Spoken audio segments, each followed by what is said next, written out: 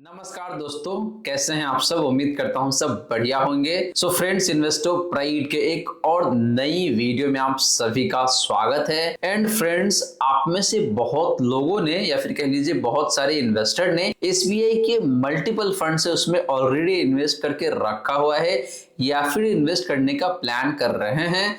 तो एसबीआई के बहुत सारे म्यूचुअल फंड स्कीम है, लेकिन आपको पता नहीं है कि भाई कौन से फंड में आपको इन्वेस्ट करना चाहिए, या फिर अगर आपने इन्वेस्ट किया है तो आपका एक्शन पॉइंट क्या होना चाहिए साल 2026 में। तो आज के इस वीडियो में हम लोग बात करने वाले हैं 4 ऐसे एसबीआई म्यूचुअल फंड्स के बारे में जो कि अपने अपने कैटेगरी में बहुत पॉपुलर है और आप में से बहुत इन्वेस्टर ने ऑलरेडी इन चारों फंड्स में इन्वेस्ट करके रखा हुआ है। तो इन चारों फंड्स के बारे में आपको क्लियर कट डिसीजन मिलने वाला है कि भाई आपने अगर ऑलरेडी इन्वेस्ट किया हुआ है तो आपको इन्वेस्टेड रहना चाहिए या फिर किसी और फंड के जाना चाहिए इस फंड से एग्जिट करके।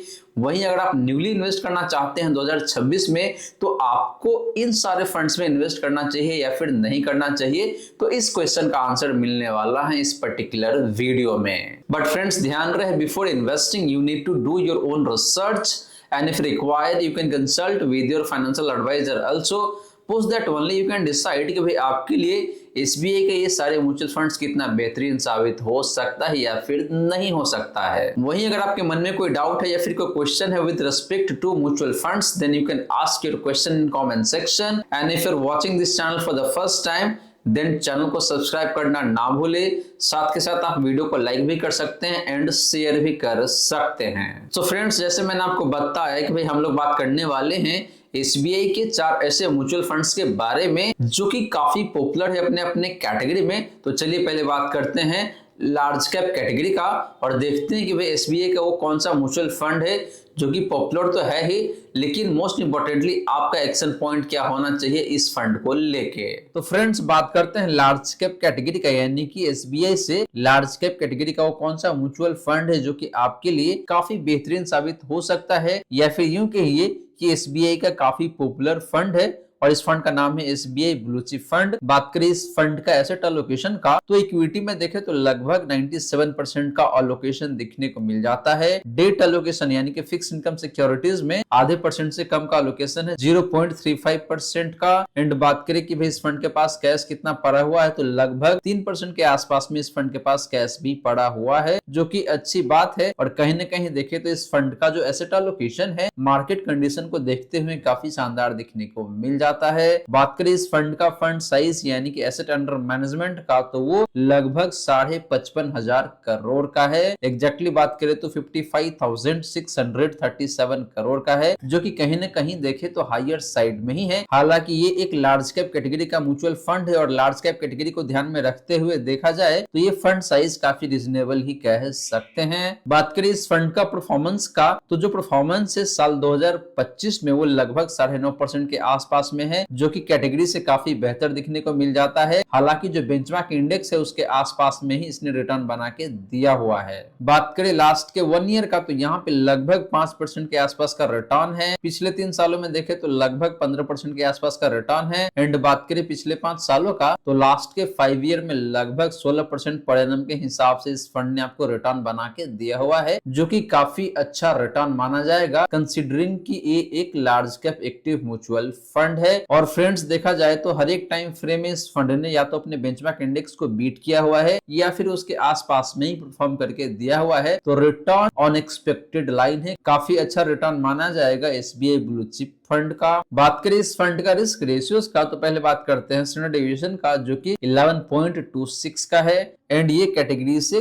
कम दिखने को मिल रहा है, यानी कि इस फंड का जो रिटर्न है अपने कैटेगरी से काफी कम वोलेटाइल रहता है। बात करें इस फंड का शार्प रेशियो का, जो कि 0.7 का है। एंड कैटेगरी का शार्प रेशियो 0.65 का है, तो कैटेगरी से मार्जिनली बेहतर शार्प रेशियो है इस फंड का। एंड बात करें इस फंड का अल्फा का, जो कि 0.74% का है। एंड कैटेगरी का अल्फा 0.4% का है, तो इस फंड का अल्फा भी देखिए तो अपनी कैटेगरी से मार्जिनली बेहतर दिखने को मिल जाता है। तो फ्रेंड्स, ओवरऑल देखें तो इस फंड का रिटर्न भी काफी काफी शानदार है एंड रिस्क कंपोनेंट भी देखे तो काफी बेहतरीन दिखने को मिल रहा है। यानी कि एसबीआई ब्लू चिप एक ऐसा फंड है लार्ज कैप कैटेगरी का जो कि रिस्क कम लेता है एंड आपको रिटर्न बेहतर बना के देता है। तो फ्रेंड्स ये तो हमने बात की एसबीआई ब्लू चिप फंड का। अब चलिए बात करते हैं एसबीआई से एक ऐसे मिड कैप फंड के बारे में जो कि पास्ट में तो काफी बेहतरीन तरीके से रिटर्न बना के दिया हुआ है, लेकिन हाल फिलहाल में इसका परफॉर्मेंस कैसा है तो देख लेते हैं। एंड सबसे इंपॉर्टेंट पॉइंट कि भाई अगर आपने ऑलरेडी इन्वेस्ट किया हुआ है तो आपका एक्शन पॉइंट क्या होना चाहिए 2026 में। तो फ्रेंड्स मिड कैप कैटेगरी से जो फंड है एसबीआई का वो है SBI magnum mid cap fund. इस फंड का जो एसेट एलोकेशन है इक्विटी में वो 96.14% का है। डेट सिक्योरिटीज में जो एलोकेशन है फ्रेंड वो 0.76% का है। एंड बात करें कैश एंड कैश इक्विवेलेंट का तो वो 3.1% का है। यानी कि इस फंड के पास लगभग 3% के आसपास में कैश रखा हुआ है, जो कि अच्छी बात है। मार्केट का जो मूड माहौल है उसको देखते हुए इस 3% को इन्वेस्ट किया जा सकता है।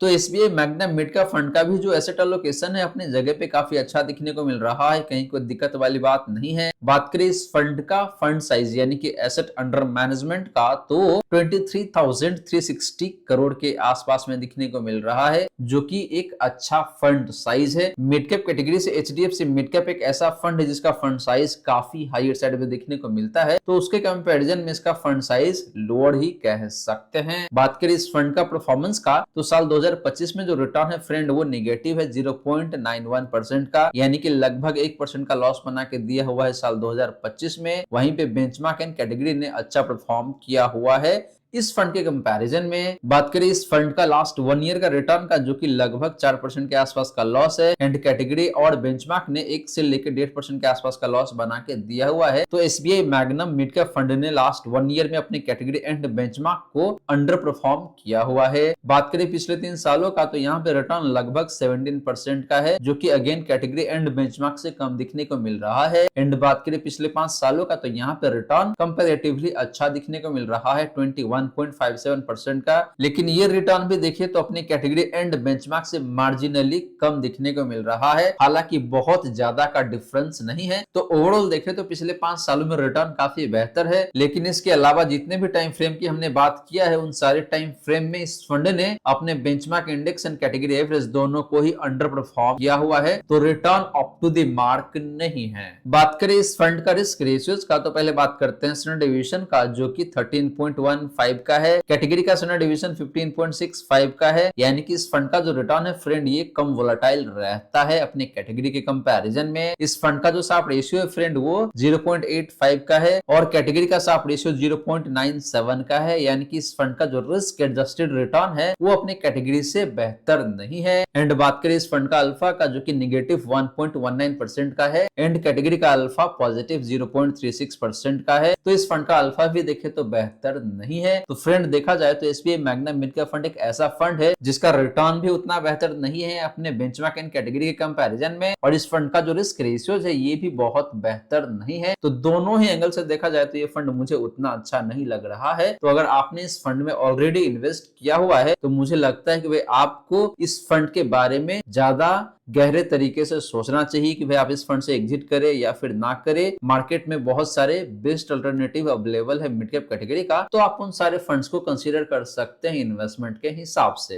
अब चलिए फ्रेंड बात करते हैं एसबीआई का एक ऐसे म्यूचुअल फंड के बारे में जो कि बहुत ही शानदार तरीके से रिटर्न बना के दिया हुआ है पास्ट में, और हाल फिलहाल में भी देखें तो रिटर्न बेहतर ही दिखने को मिलता है। बात करें एसबीआई का एक यूनिक कैटेगरी का जो कि है कॉन्ट्रा फंड, यानी कि हम लोग बात करने वाले हैं एसबीआई कॉन्ट्रा फंड का जो कि एक वैल्यू कैटेगरी का म्यूचुअल फंड स्कीम है। इस फंड का जो एसेट एलोकेशन है फ्रेंड इक्विटी में 90.85% का है, लगभग 91% का एलोकेशन दिखने को मिल जाता है। डेट सिक्योरिटीज में जो एलोकेशन है फ्रेंड वो 4.47% का है। एंड बात करें कि भाई इस फंड के पास कैश कितना है तो वो 4.68% का है। तो इस फंड ने फिक्स्ड इनकम सिक्योरिटीज में भी देखे तो अच्छा खासा पैसे डाला हुआ है, लगभग 4.5% का, और इसके पास कैश भी लगभग 4.5% का ही बचा हुआ है। तो ये फंड देखा जाए तो तो काफी अच्छे पोजीशन में है। मार्केट में अगर गिरावट आती है तो उस केस में ये फंड उस गिरावट को लेवरेज कर सकता है। तो इस फंड का जो एसेट एलोकेशन है अपने जगह पे काफी बेहतरीन दिखने को मिल जाता है, काफी बैलेंस्ड एलोकेशन दिखने को मिल जाता है। बात करें इस फंड का फंड साइज यानी कि एसेट अंडर मैनेजमेंट का, तो वो है 49,838 करोड़ का, लगभग 50,000 करोड़ के आसपास का इसका फंड साइज है, जो कि काफी अच्छा फंड साइज माना जाएगा। लोअर साइड में तो बिल्कुल भी नहीं है, बल्कि ये थोड़ा सा हायर साइड में ही दिखने को मिल रहा है। बात करें इस फंड का परफॉर्मेंस का, तो साल 2025 में जो रिटर्न है फ्रेंड वो लगभग 5.5% के आसपास में है, जो कि अपनी कैटेगरी से ही मिलता जुलता है। यानी कि इस फंड का जो रिटर्न है अपनी कैटेगरी के बराबर ही दिखने को मिल रहा है। एंड बेंचमार्क का रिटर्न थोड़ा सा बेहतर है, यानी कि इस फंड ने लगभग 1% कम परफॉर्म किया हुआ है अपने बेंचमार्क इंडेक्स के कंपैरिजन में साल 2025 में। बात करें इस फंड का लास्ट 1 ईयर का रिटर्न का, जो कि लगभग 2% के आसपास में है, which is better than category average and benchmark index. पिछले 3 सालों में देखें तो अगेन रिटर्न बेहतर है 20.28% का, जो अगेन अपने बेंचमार्क इन कैटेगरी से बेहतर दिखने को मिल जाता है। एंड बात करें लास्ट के 5 ईयर का, तो यहाँ पे रिटर्न लगभग 25% के करीब में दिखने को मिल जाता है, जो कि अगेन बेंचमार्क इन कैटेगरी से काफी बेहतर दिखने को मिल रहा है। तो फ्रेंड्स एसबीआई कॉन्ट्रा फंड का जो रिटर्न है अक्रॉस द टाइम फ्रेम अपनी कैटेगरी एंड बेंचमार्क से काफी बेहतरीन दिखने को मिल जाता है। बात करें इस फंड का रिस्क रेशियोज का, तो पहले बात करते हैं स्टैंडर्ड डिवीजन का, जो कि 12.16 का है, एंड कैटेगरी का स्टैंडर्ड डिवीजन 13.51 का है। तो इस फंड का स्टैंडर्ड डिवीजन कम है, यानी कि इस फंड का जो रिटर्न है ये कम वोलेटाइल रहता है। बात करें इस फंड का शार्प रेशियो का, जो कि 1.09 का है, एंड ये कैटेगरी से बेहतर दिखने को मिल रहा है, यानी कि इस फंड का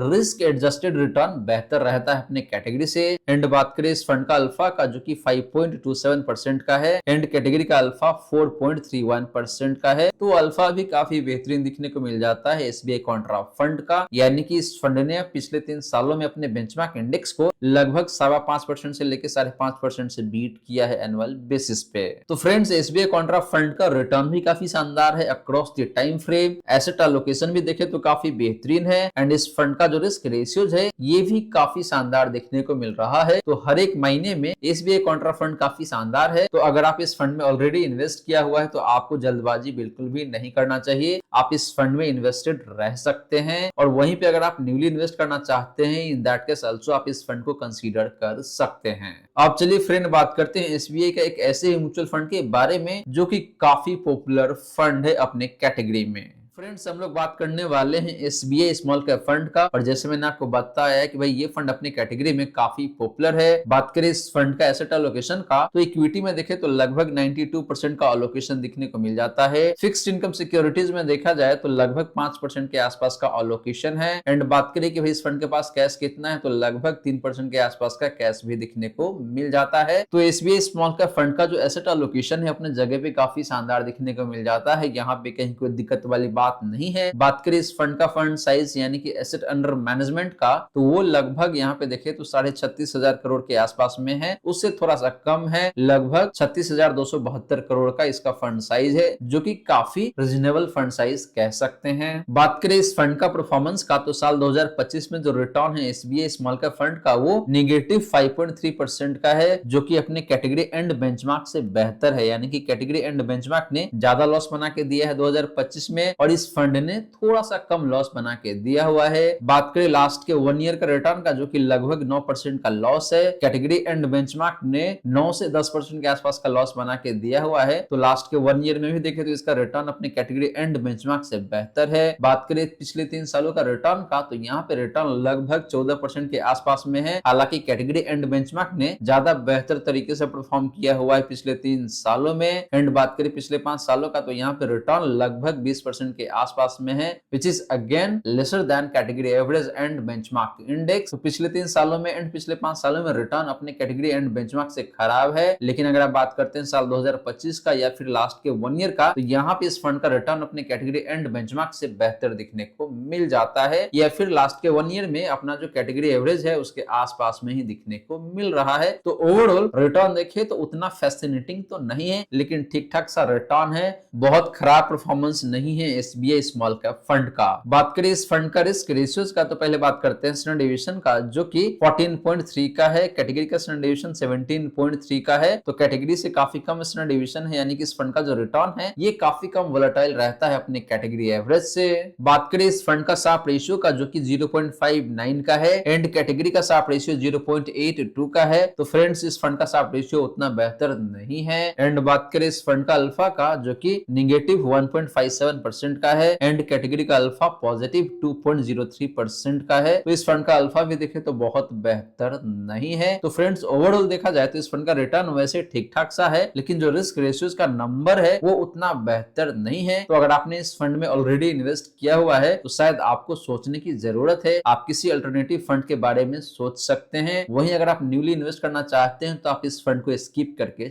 चल सकते हैं। तो फ्रेंड्स ये रही सारी की सारी बातें जो हमने की आज के इस वीडियो में, और मैंने आपको 4 SBI म्यूचुअल फंड्स के बारे में काफी बेहतरीन तरीके से बताया है।